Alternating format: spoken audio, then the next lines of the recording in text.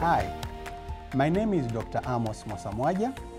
I am a consultant gastroenterologist and hepatologist at Aga Khan University Hospital, Nairobi.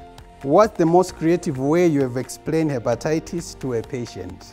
So usually I liken that hepatitis infects the liver. So I take the liver like it's a country. And I take the virus, it's like a foreign invasion, let's say from another country. And I take our body ability to mount responses like our defense system in a country. And therefore, when you have a country fighting your country inside, that reaction will cause chaos in the country. And that chaos now is responsible to cause injury to the liver. And therefore, that is what explains the symptoms like the yellow coloration. We call it the jaundice. Some people may have yellow eyes, fever, fatigue. All these are as a result, not only the virus attacking the liver cells, but also how the body mounts in response to that attack. What is hepatitis and how many types of hepatitis viruses are there? So hepatitis is inflammation of the liver or an insult to the liver, depending on different types of insults. In this case, alcohol is one of the things that can cause inflammation of the liver. We have infections like viral hepatitis that can cause problem in the liver. Also, we have drugs that can cause inflammation to the liver. So hepatitis is a blanket term. Now, how many types of hepatitis virus are there? So we have 5 types of hepatitis viruses.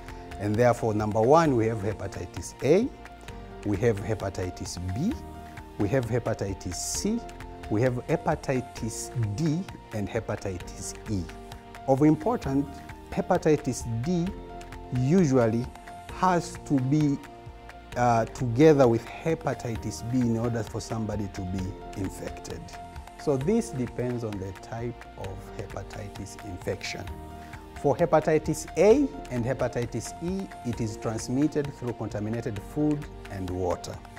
For hepatitis B and C is through contaminated blood or body fluids. Therefore, it can be through mother to child during birth. It can be through blood transfusion.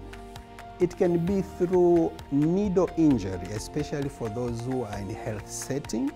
It can be through contaminated sharps that are used, for example, in tattooing, in ear piercing. So this is very important to consider when it comes to prevention.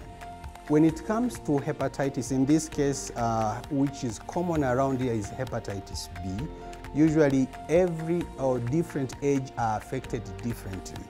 For example, those who have been infected since childhood, when it comes to hepatitis B, usually they tend to develop a chronic form of disease. And in this case, they tend to live a long time with the hepatitis. In fact, 95% of those infected from 0 years to 5, they'll go to chronic disease. And when it comes to adults, almost 80% they are able to clear the infection. And the rest, they can also go into chronic. And all this is because of how the body is able to mount response or immunity to the virus.